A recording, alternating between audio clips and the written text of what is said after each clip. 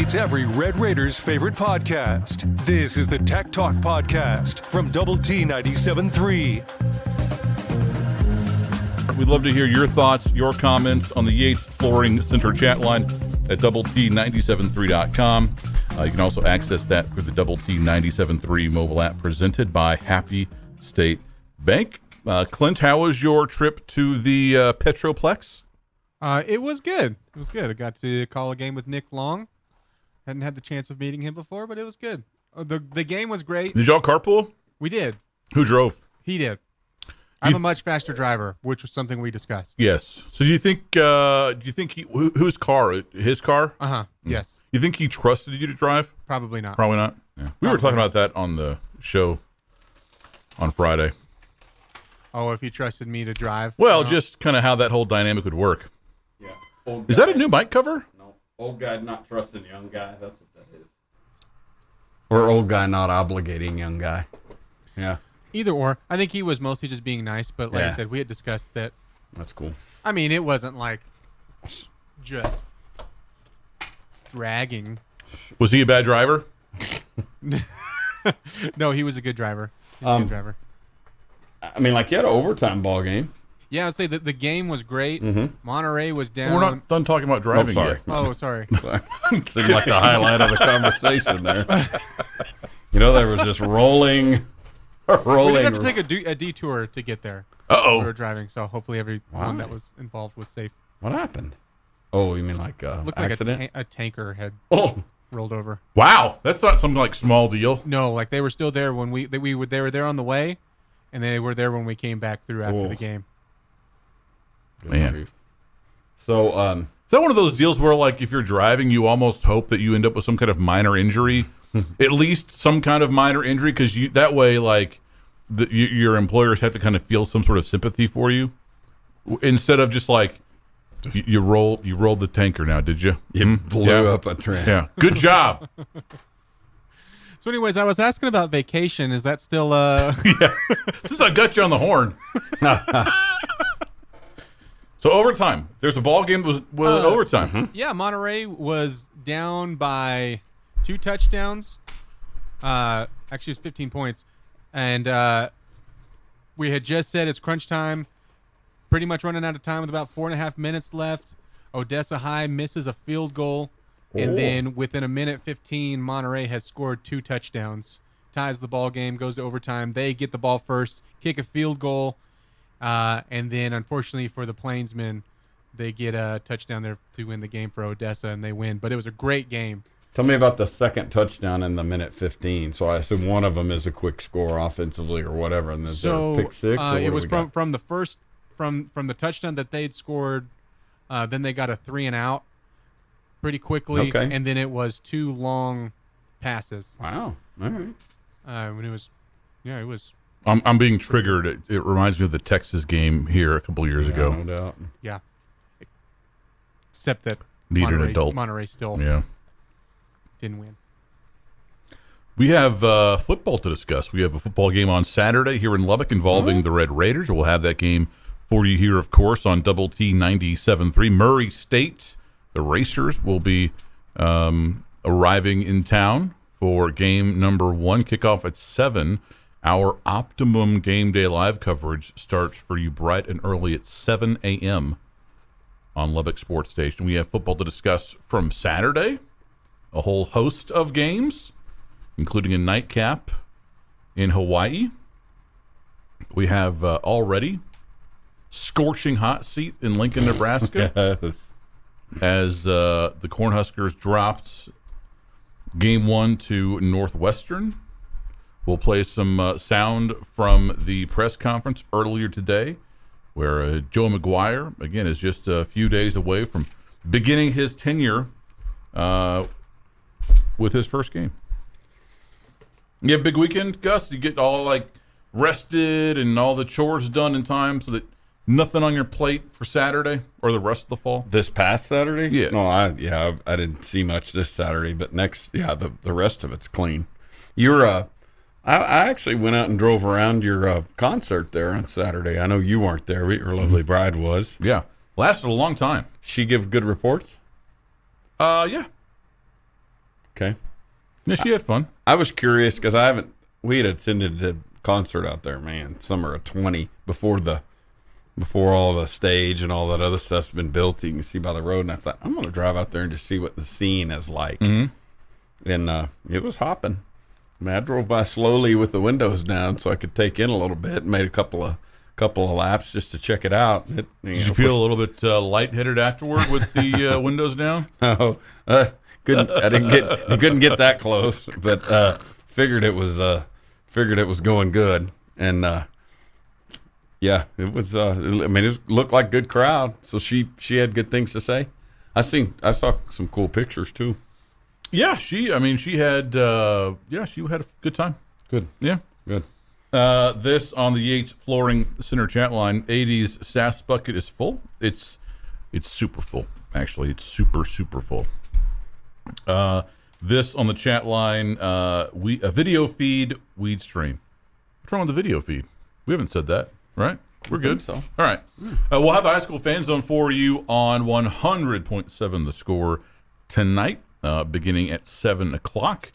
We'll have, Friendship at Cooper on Friday. 6:30 is when that coverage starts. Then we'll have the Friendship version of that broadcast on Double T 97.3 and the Cooper version of that broadcast on 100.7 The Score. 6:45 on Friday, we'll have Coronado at Midland. You going somewhere this weekend, Clint? You got Thursday I am night. the Coronado call this week. Oh, do you really? Mm-hmm. Wow. So you're going back to the Midland Odessa. I went to one side. I'd actually never called a game in Ratliff before this Saturday. Well, you have to check that off your bucket list. Don't joke. And then I haven't called in a game in whatever Midland Stadium's called before, so I saw there for the first time. I noticed Monterey's playing a Thursday night game at home this week, so that's why I didn't know if you were assigned to them or not. I just kind of float around wherever hey, they send me. nothing wrong with being the utility man. Kept me in a college uniform for a couple years. Love to get your thoughts and your comments on the Yates Flooring Center chat line at doublet973.com or through the Double T 97.3 mobile app presented by Happy State Bank. Coming up on the program, we will get you caught up on today's biggest sports headlines. We call it the juice.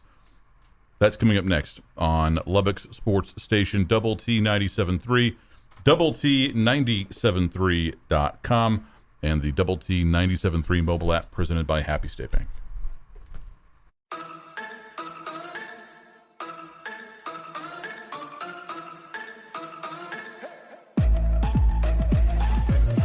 The podcast that finishes your workday in a very Red Raider way.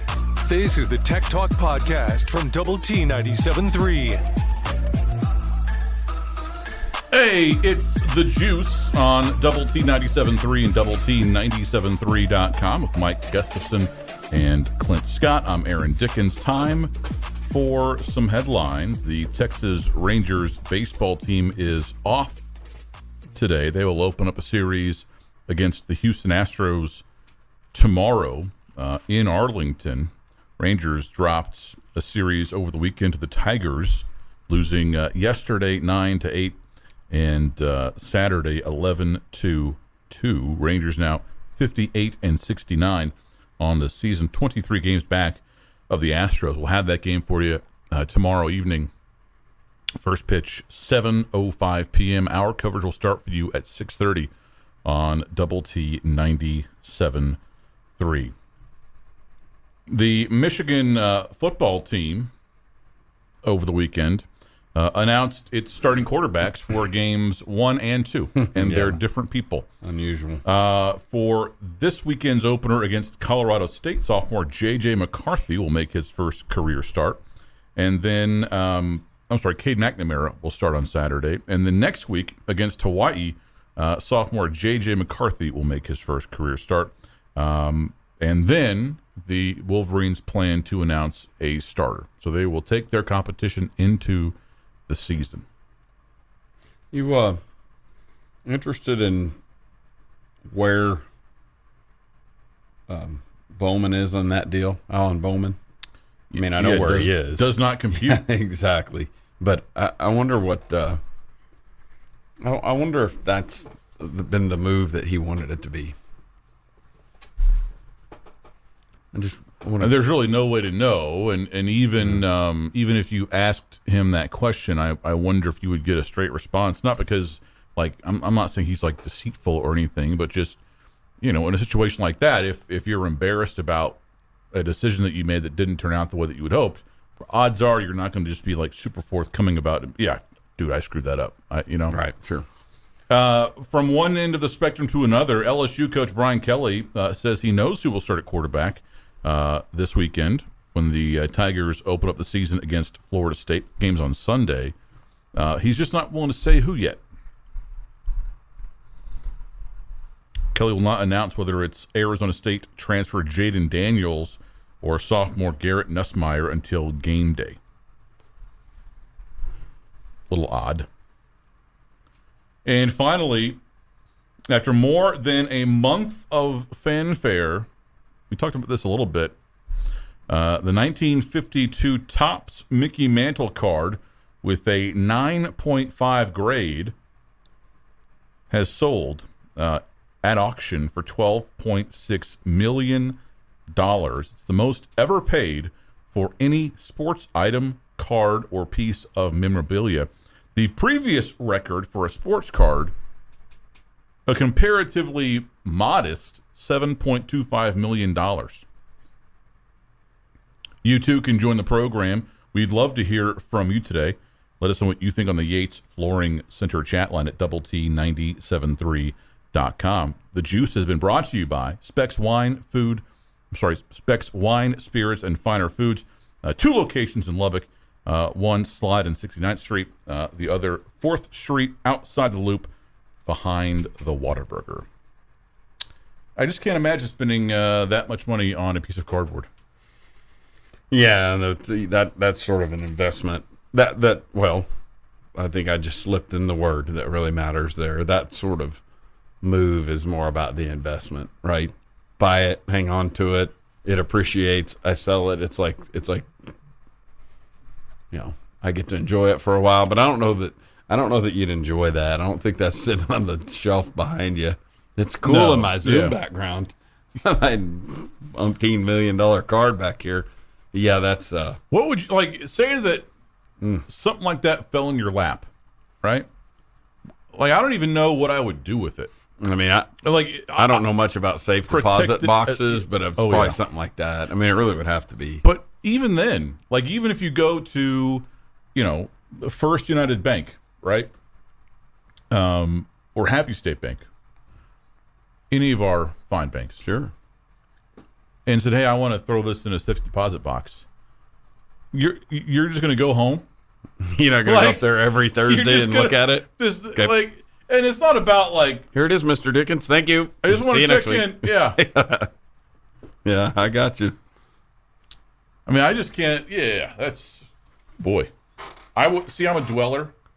That'd be tough. I'm a doomer, and I would be constantly kind of hey, calling on the phone. Hey, just check in and make sure I didn't.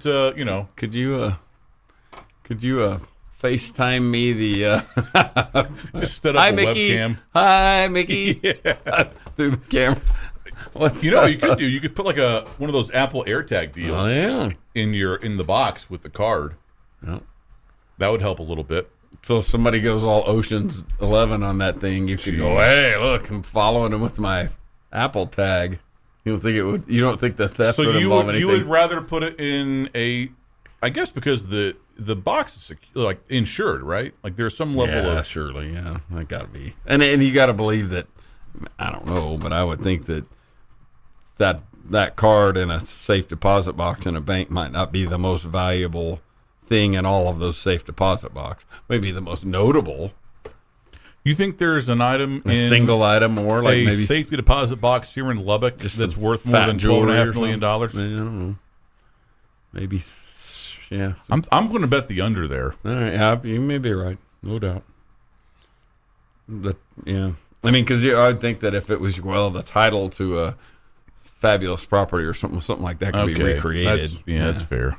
I hadn't thought about that. Yeah, but something like that could probably be recreated or something. Sure. Yeah, Hey, you think there's any chance that Scott Frost survives this season in terms of his job status? So I'm following that game on Twitter. We had a little family birthday thing, and somewhere right at the end of the game, somebody tweeted. Of course, it was in Dublin, Ireland, as I know you are well aware. And somebody tweeted, "Leave Frost on ye old tarmac." And I thought, well, and the buyout goes down, I think August 1st. I'm sorry, October 1st. And so there is, I guess the only incentive though to make a move mid-season is if you're trying to get the jump on hiring somebody else. And if you're going to hire someone else as head coach, it gets tough. I mean, we can look to our situation here last year, right? They were able to interview Joey McGuire because he was an assistant. I don't say they were able to interview him. They probably could have gotten the interview done some other ways, but there are fewer obstacles. Yeah, they're probably going to, as opposed to, I mean, if Nebraska wants to go hire somebody else as head coach, it's hard to do that on October 7th. So they have North Dakota and Georgia Southern these next 2 weekends.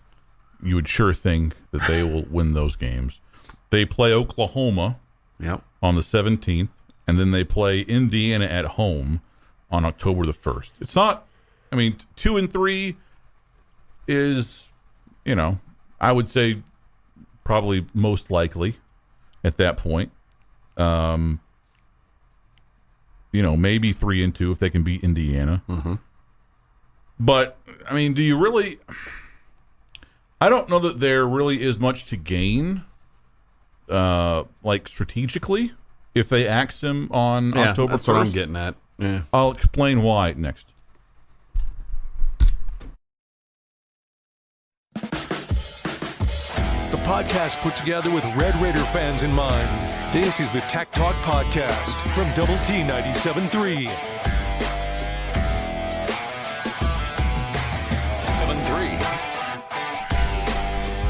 Hi there, it's Tech Talk on Double T 97.3, Double T 97.3.com, and the Double T 97.3 mobile app presented by Happy State Bank with Mike Gustafson and Clint Scott. I'm Aaron Dickens. We're joining you today from the First United Bank Double T 97.3 studio with you until 6 o'clock. We'd love to hear your thoughts and comments on the Yates Flooring Center chat line at Double T 97.3.com. I have seen for the first time a betting line for Saturday's Texas Tech Murray State game. We'll chop that up in a little bit, but did want to kind of finish our thought on Nebraska. I think that if you look back to last October when Texas Tech fired Matt Wells after the inexplicable loss to Kansas State, you were staring down the barrel of a very active coaching carousel season, right? There were any number of high-profile vacancies that were either already open or going to be opening, right, with a high level of certainty. Right. And so by making a move early, you kind of got your foot in the door and were able to start your process before some of these other programs, finished out their season and fired their coach. I don't know if that dynamic exists this season for Nebraska, right? For one, Nebraska is a bit higher on the pecking order, right, wrong, or indifferent, fair or unfair, than Texas Tech. They will have more money to work with from a coaching hire standpoint. They'll be able to maybe aim a little bit higher in terms of a sitting head football coach at the Power 5 level. They have some prestige, some history. We all know what Nebraska is, for as much of a laughingstock as they've been for the last 20 years. And I don't know, really, what other program out there seems likely to open that would really kind of put the screws to Nebraska in terms of kind of making them fall down the pecking order. Maybe Florida State opens up if Mike Norvell just totally face plants. But look around the country. Look at the jobs that were either filled last year or have coaches that just signed lengthy guaranteed contracts. The list of potential openings at high-level programs, at name brand programs, pretty small. And so if you're Nebraska, I don't know that you necessarily need to just hurry. Now, maybe, I would say this, maybe if they do move early, that's as much about just not giving him a chance to salvage things or make it difficult, right? Say they lose to Indiana and fall to 2-3, right, on October the 1st. At that point, there's not a Husker fan out there that wouldn't be lusting for Scott Frost's, employment blood. Right. No one's going to criticize you for doing that. I don't think you'll get much heat in the media. If you let them play it out, going, well, you know what, we don't need to do this. We can kind of wait until the end of the season, give these players the best chance to kind of have a decent season. You run the risk of him making things difficult, maybe going to 6-6 in a bowl game, yeah, right? Or going on a run and finishing 7-5. Yeah, So- I think the first part of what you said echoes where I was going with that where Tech was looking this time last year didn't involve other Power 5 head coaches and just at the state of the program at that point, with an October or November fire or whatever. I guess Coach McGuire was hired early November. Mm-hmm. So, that really had everything to do with it, because if we were targeting, Purdue's head coach or whatever, you're going to have a tough time accessing that. Now, you may access that between regular season and bowl game. That happens all the time. But, it probably be that would be very unusual for a head coach to go, yep, I'm out, boys, mid-October, Sure. Yeah, And that might have, because this will be forgotten, I think, largely as the years pass, especially if McGuire, and hopefully, especially if McGuire is successful, as Right. we all expect and hope and want him to be. They interviewed Jeff Traylor, right? Mm-hmm. Head coach of the UTSA Roadrunners. They interviewed Sonny Dykes, but those are at Group of 5 programs where the pressure isn't as high. The coaches don't have as much leverage. If you're talking about the Purdue head coach, and I can picture him too. And that was a pure hypothetical. Sure, but sure. Sure. I'm following back on your right. Jeff Brom There you go. Nice. or Brome, whatever. He's got all kinds of leverage. He's got a great job. He's got a great contract. He's got a great situation. He doesn't need to tear up his schedule just to meet with Right. you over Zoom. Whereas if you're a UTSA coach, an SMU coach, a Utah State coach, you probably make time. Yeah, you make gotta listen. room. You gotta listen. Yeah, and you're the Purdue hypothetical. The Purdue hypothetical head coach has a big real game this coming Thursday. That's the Thursday night game.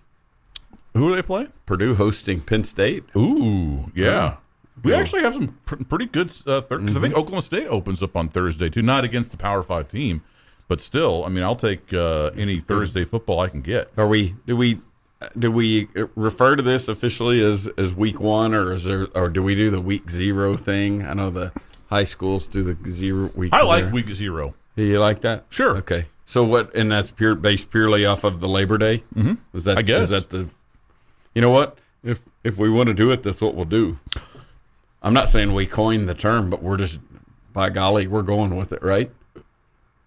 College football, I'm week all 0 in, fully dedicated. Boom. Yep. It helps too that Chuck, I believe, hates week 0. Oh, is that right? So that if that changes anybody's mind, actually Thursday's an awesome day. I feel like dumb for not knowing all this, but you mentioned Penn State at Purdue. We'll have that game for everybody on Double T 97.3. That will follow the very first Red Raider football with Joey McGuire program at 6. You've got Central Michigan at Oklahoma State. Not a great matchup, but it's still Big 12 football. You also have West Virginia at Pitt. You have the backyard brawl on Thursday, man. Wow. That's tremendous. I thought for sure that game was on Saturday. And then, You got La Tech, Missouri. So Sonny Cumbie's, debut there. Man, that's awesome. Because their TCU SMU is what, week 2? I think that's right. Ooh. And that's a circle the Yes, calendar it is. and make sure that you got couch time there. You bet. When during the Oklahoma State Central Michigan broadcast do they bring do you remember this upset? Does it happen before? Does it happen at halftime? Is it randomly? Oh, I in the think it third happens quarterback? like Third pregame, quarter? 100%. Yeah. There's no doubt. That'd be that's probably a bet prop out there. Yeah, the Pokes are 21-point favorites in that game. Love to get your thoughts and comments on the Yates Flooring Center chat line at doublet973.com. Yeah, and with that in mind, these type Murray State games, there's a couple of those that flip every year. Oh, sure. Every year. You just don't want to be on the wrong end. No. And you can't really base your season on got Murray State. Nobody is counting that among the swing games. What's this Texas Tech team going to do? They have bowl team, this, that, blah, blah, blah. Murray State has got to be a W, and nobody's going to be backflipping out of that stadium. But, boy, those things happen every year. Just got further confirmation from Chuck Hines. Still hates the idea of week 0, so I'm sure last week he was very, very rustled. This on the Yates Flooring Center channel. AD, did you really have Murray State fans trolling you online? No, I didn't. No. The benefit of not really tweeting is that no one really trolls me. This on the chat line from Raiders Dad. Chipper chatter, really underrated phrase. Thank you. Somebody points out that if Nebraska loses to North Dakota, he's gone. I think that, he's almost certainly gone anyways. Mm-hmm. If they lose to North Dakota, it's done deal. But still, they're going to wait. They're going to wait till October 1st. Money. Yeah, they're going to save themselves $1 million or whatever, because the buyout drops on October. I think it is October 1st, and so there is zero incentive to pull the trigger now. But what if he beats Oklahoma? $6 million extra dollars. I know they're Big Ten with Big Ten media rights money coming, but that's just stupid. Setting money on fire. God. More Tech Talk next. It's every Red Raiders' favorite podcast. This is the Tech Talk Podcast from Double T 97.3.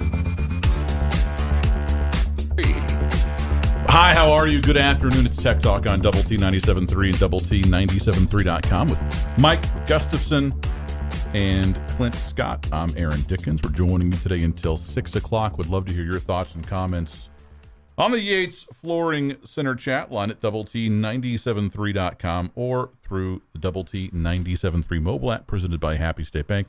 Now we get this from Radiation Station. Can I get a shout out for my son Mason? It's his birthday today. He is anti-candy corn, pro Hot Wheels, and loves the Red Raiders. I'm trying to raise him right. That's tremendous. He's really checking off all the boxes there. Yep. I'm sure no beans and chili when he gets old enough. That's good, too. I've got a birthday at my house today. 22-year-old Savannah. How about that? Yeah, didn't rise to the, I don't know, maybe it just needed its own segment, but it didn't rise to the celebrity. She's at my no house. Ingrid Bergman. No. Yeah. And 22 is like the first year where you don't really have anything to look forward to birthday-wise. Yeah. 13, I'm a teenager. 16, I can drive. 18, I can smoke or go to our movie or whatever. And then 21, obviously. Yeah. But 22 is once it kind of starts to hit you that, all right, just, Is the next 25, right? Because you can rent a car. Is that? Yeah, that's like the last landmark. You'll look up one of these days and soon that's you're even 30. more like of a responsibility than anything else. I don't know that anybody's just like raring to go rent a car. It's the rent-a-car birthday. You take some friends, you rent the car, they pay for it, they drive you. I don't know. They can't. You have to get them insured. You'd have to Maybe get them they're on older the friends. Yeah. I just turned 25. I don't know all the rules, Aaron. Yeah. Well, Maybe they're older friends. Yeah. Yeah, I think so. I think it probably a little anticlimactic and as relatively speaking. She got a bachelor's degree in her pocket and a 22nd birthday, right? There you go. Yeah. Life is good. This on the Yates Flooring Center chat line. Somebody links a tweet where they're reporting that Steve Sarkisian will not provide a depth chart before the season opener this weekend and is not expected to provide a depth chart at all this season. And somebody comments, is this because the boosters haven't told him who's playing yet? Yeah, I have conflicting thoughts on that. On the one hand, those things are rarely accurate, right? Even for week one, things change. And, maybe you open up in a certain set, and so, the 4 receivers that you listed as a starter, only 3 of them are out there, or 2 of them. So, it's somewhat meaningless, but at the same time, everyone else does it. You seem a little bit, I don't know, just dumb to not do that. Not you just have one of them. And Lincoln Riley is the same. Like, they're not releasing a depth chart at USC. It's just like this isn't rocket science, right? We're not protecting nuclear secrets here. This is supposed to be a game, and if USC, who's USC playing this weekend? It's some slappy, I'm sure. Yeah, they're playing Rice. I mean, give me a break, dude. Like, if you're that worried about Rice, just quit. Just quit. Like, you play Stanford week 2. They're going to have all of your stuff, all your personnel, right? I'm not saying open up the playbook and run everything against Rice, but the idea that holding back a depth chart gives you any kind of advantage tactically is really, really dumb. Yeah, it makes me wonder about, and of course, the perception here, Lincoln Riley holding it back, at least he's got the advantage of success behind him, right, at Oklahoma. Whatever his reason is, I would go, all right, yeah, okay, you win, Lincoln. I'm not a huge fan, but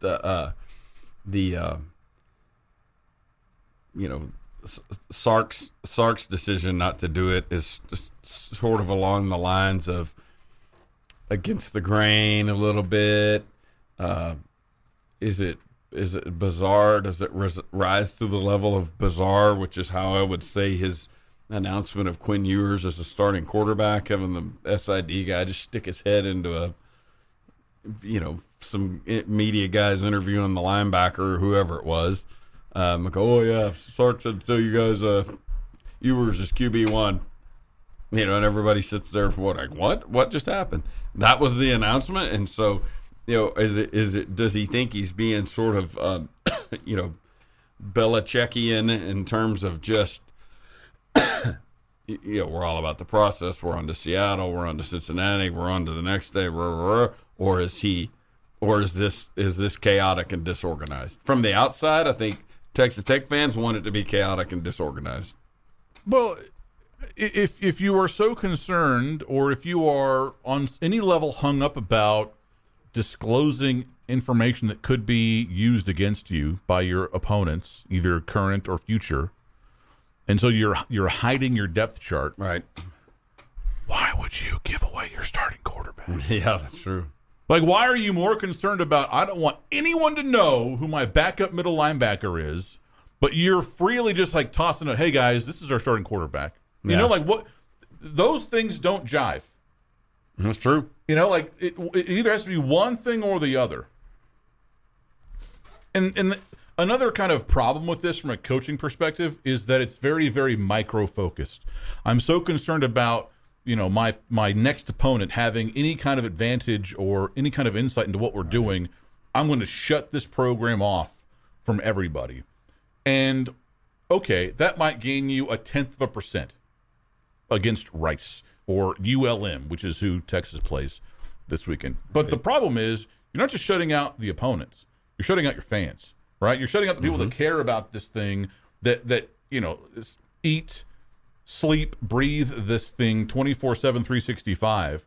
And those people have no feeling of ownership over your team, over your program, and they feel disconnected. And so when things don't go right, and inevitably, at some point they won't, they don't feel any level of attachment to you. It's like, all right, well, this guy who is closing our program, it's a very big word here, our program off from us, is losing games. Bleep him.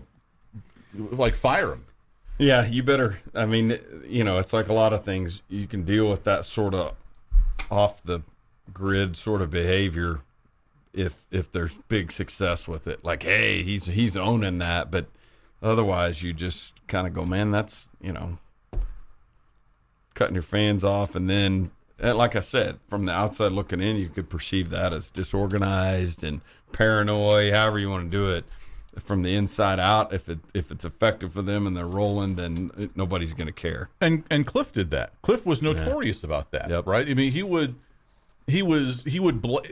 essentially lie to your face about injuries and tell you on Monday that, I don't know the latest on our injured quarterback. I'll just see, what it looks like when he goes out there at practice.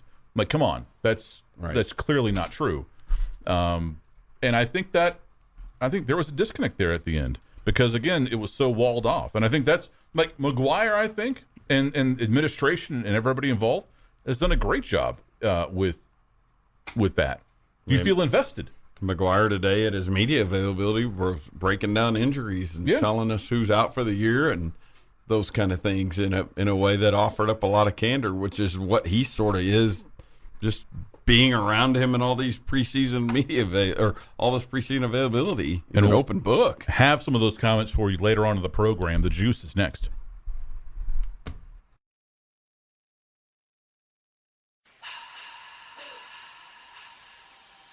The podcast that finishes your workday in a very Red Raider way. This is the Tech Talk Podcast from Double T 97.3. Hi, how are you? Good afternoon. It's Tech Talk on Double T 97.3 and Double T 97.3.com alongside my good friends Dr. Mike Gustafson and Clinton Thurston Scott IV Esquire. I'm your humble host, Aaron Dickens. We're with you until 6 o'clock today. Love to hear your thoughts and your comments on the Yates Flooring Center chat line at Double T 97.3.com.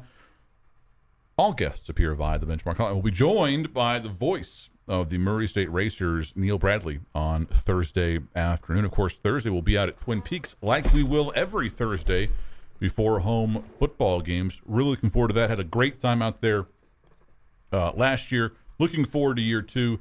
Cold beer, scenic views, great food. Going to be a good time out there at Twin Peaks on Thursday. Joey McGuire, head football coach for the Red Raiders, had his very first game week press conference, one of hopefully hundreds, today at Texas Tech, and was super forthcoming about a number of things. And let's start with this. Let's start with the bad news. Here is McGuire on the Red Raiders that are both out for the year and also just out for this week.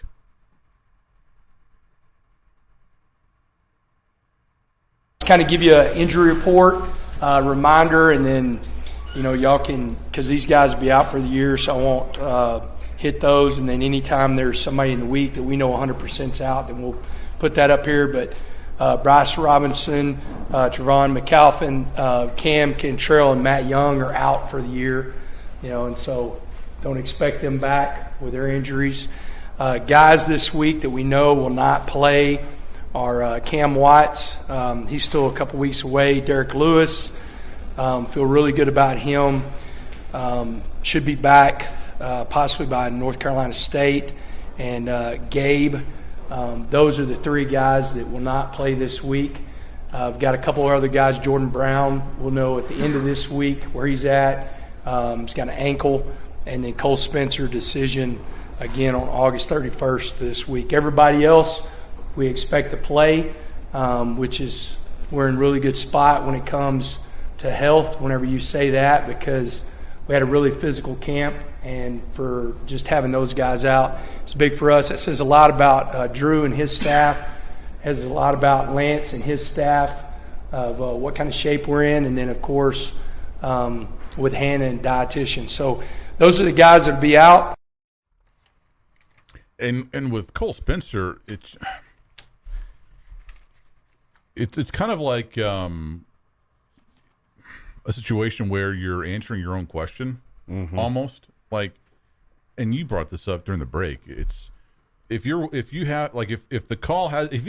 been given the green light by August 31st, right? Whether he gets that on Thursday or not, Wednesday. At that point, I mean, how effective realistically can he be either on Saturday, I would guess minimally to nothing, or even, once conference play starts? Yeah, that's the concern there, because we're talking about a guy who came here fresh off of a knee surgery, and I would presume a major one if he's dealing with this still 9-8 months later, right? Sure. I mean, I would assume so. Yeah, I'm hardly an expert. Hard to, if that was just fixing a little meniscus deal, you might miss the spring. You're missing 8 months, and so we don't know the specific nature of that, but it feels like a major knee surgery. And then the question, I mean, there was the thought that he would be their best lineman. Like if he was the best tackle, he could play tackle, or if he was the best guard. Of course, he's really slotted in as guard when they put the spring depth chart out, or the post-spring depth chart, he was slotted in as a starting guard. But he kind of felt like, hey, if that dude's our best, if we got a lot of guards, we'll move him to center. Like he's going to play, and he's going to be. He's one of your best five, for sure. Yeah, and it feels like this group is. I don't want to say it's deep, but I don't know, and I would hope that we would come out of camp, and maybe this is just the good fortune of not having catastrophic injuries across fall camp. That's me knocking on wood in the background, but it feels like we've gone from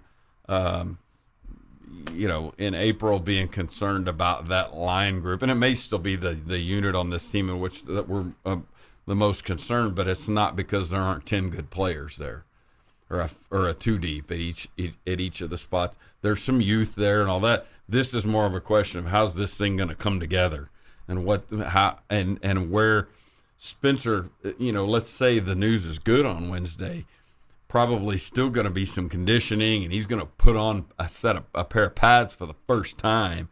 I mean, it's hard to imagine him being back any time before that open date, 3 or 4 weeks in, like you said, conference play. Because this isn't a video game. No. Like, this isn't a deal where, okay, so-and-so's no longer injured, he can play 100%. Right. And so I would be shocked if we get that sort of just great news, just boom, wonderful. One thing we don't know about him is just where, of course, and again, we're talking about, this is the guy on the Outland Trophy watch list. Now, was he the dude that was a front line candidate for that? Of course not. But we're talking about a guy that, I believe Coach McGuire's words for him, like this summer, was just grown man. Like he was putting him on, I will say, a bit of a pedestal. Like, this is our best player, and I guess the other part of this, and him getting another year and all that kind of stuff. It seems like years grow on trees around here. It would most likely be a medical situation. We don't know about his NFL aspirations without a good season at Texas Tech, and so it could just very well get shut off and move back to 2023, and you got a healthy Cole Spencer, and that's a good thing, right? There's pain in 2022. There's relief in 2023. It just, and what we just don't know enough about him to know, would they play him in 6 games and say, hey, thanks, Cole? Right. Yeah. What's the calculus there? Good work by you. Yeah. And 3 good semesters, you can knock out a second degree or a master's degree. And again, I don't know enough about the kid to know if that's the sort of thing that's important to him, or if he came here to do against the Power 5 what he did against the Group of 5 and put himself on the NFL radar. We just don't know the answer to that. But a talented player, and sitting here at a month ago as camp was about to start, we were probably, and I don't know, we just on the outside looking in, we were probably hoping for maybe some better news, or a better timeline, if you will.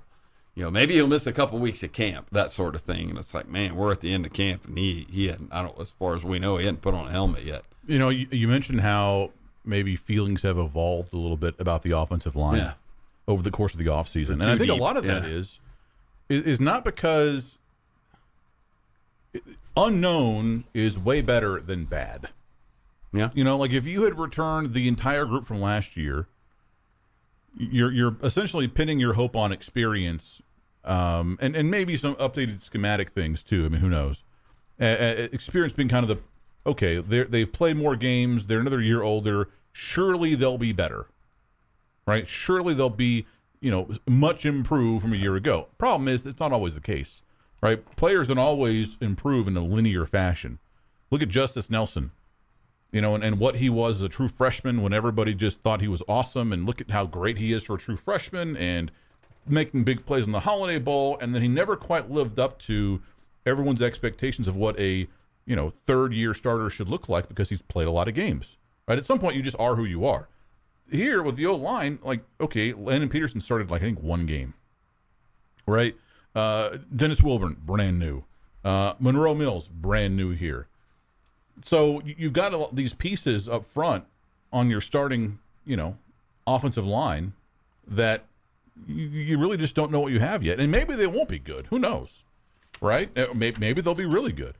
But unknown is certainly much more of an attractive option, which is what you have, than just bad. Ethan Card is a guy that maybe speaks to what you're talking about a little bit. He started 9 games over the last couple of years, and now he's second string at a position. And so it feels like some of the players that came in around him may have pushed him into a backup role. Now, we said the same thing about Parker Kelly, and he hit 10 home runs and changed the math around himself and became a professional baseball player, right? Mm-hmm. And so that where he is on day one of the season doesn't mean anything, but it might point to an improved room there. But again, I think with the offensive line, I would think O-line and DBs are the two that chemistry and playing together as a unit is a big deal. And it may speak to Justice Nelson as well, that what was around him made him look like a diminished player the deeper he got into his career. More Tech Talk next.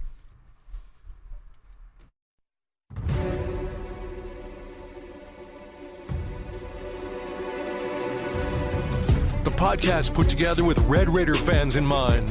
This is the Tech Talk Podcast from Double T 97.3. Hey there, it's Tech Talk on Double T 97.3, Double T 97.3.com, and the Double T 97.3 mobile app presented by Happy State Bank with Mike Gustafson and Clint Scott. I'm Aaron Dickens. We're joining you today from the First United Bank Double T 97.3 studio. With you until 6 o'clock. Plenty of time for you to weigh in with your thoughts and comments on the Yates Flooring Center chat line, Double T 97.3.com. You can also access that through the Double T 97.3 mobile app presented by Happy State Bank. Head football coach Joey McGuire met with the media today for his very first of hopefully very, very many game week press conferences here at Texas Tech. And we haven't talked much about Murray State because it's Murray State. Mm-hmm. No offense to any Erasures fans out there. But quickly, let's get his thoughts back to back on the Racers, and then we'll chop it up a little bit. So we'll start here with the Murray State offense. They've got a quarterback coming back that's very athletic, so we're going to have to really be responsible whenever it comes to the zone read and making sure that we're putting the ball in the guy's hands that we want it to be in. Tough thing is they've got a veteran running back and Weatherspoon that's coming back that's a really good football player. They returned 5 or 6 on offense and 5 or 6 on defense. So this is a veteran squad that's going to come in and give us a really good game week 1. So, again, excited about playing these guys. With that, I'll open it up for questions and kind of go from there. And then here are his thoughts on the Murray State defense. I think as a whole, they're young. They're young when it comes to the offensive line. Defensive line experience-wise, but they have some linebackers that have played a lot of football. Number 34 in particular keeps showing up on tape. They've got a safety or corner that's playing safety. He's played both. That's a really good football player. The one thing about Coach Hood, I don't know him personally, Coach DeRuiter, they kind of come from the same Coach Grobe. You've got a defensive coach. He coached for Coach Stoops at Kentucky. So I expect them to play really hard and really sound when it comes to the defensive side of the ball. Yeah, he's talking about Dean Hood, the head coach there at Murray State, entering his I think third full season. Took over, his first year was 2020. Welcome to college football. Yeah. Rough. He spent several years at Eastern Kentucky, 3 playoff trips there with the Colonels, and then went to FBS stops as assistant coaches in a special teams coordinator gig at Kentucky. But back as a head coach now at Murray State, 5-2 in 2020, 6-5 in 2021, 8-5 overall in conference play. Finished second in the Ohio Valley Conference in 2020 and fourth in 2021. When you mentioned last week when we were talking about this team that they went toe to toe with Cincinnati deep into their season opener last year, right? Season opener? Yeah. I knew it was early last year. Yeah, I mean that final score is not, I don't think, as indicative of kind of how that game flowed. And that was a playoff team. Mm-hmm. And a Final Four team, yeah. At the time, really that was a top 10 team. Mm-hmm. And so certainly the crowd here in Lubbock, the facilities, the stadium size, all that stuff will be much bigger than anything that they've seen in recent years under Coach Hood. They've played big-time football teams, right? And that was a 42-7 final score, but it was tied at halftime. And yeah, that's the fact right there. Yeah. There's the number that makes you turn your head like, whoa. And it was a 2-score game going to the fourth. Right. I mean, there were probably a lot of like angst. if the game on Saturday plays out the exact same way. I was just about to say that. And if it does, you would cover, right? So you would beat external neutral, non-biased expectations if you win by 35 points because the spread is 34. And if it flows out and plays out the exact same way, you're going to have more than a few fans on message boards or on Twitter or probably even in the stands going, we're only beating this team by 14 points with 1 quarter left. Right. And the Bearcats scored 3 more times in the fourth, including once with like a minute left to really kind of polish up the score. So, and I don't know how many starters are back from that team or whatever, and hopefully you beat them 70-0. But, they've played some FBS teams and done okay in recent years. And you know what? They got blown out by Austin Peay a few weeks later, right? By a similar score. So maybe that said as much about, Cincinnati's mindset as anything else. It's really hard to tell. But, it's sports. Things happen. Here is McGuire about the challenge of playing a week 1 opponent when there's no film.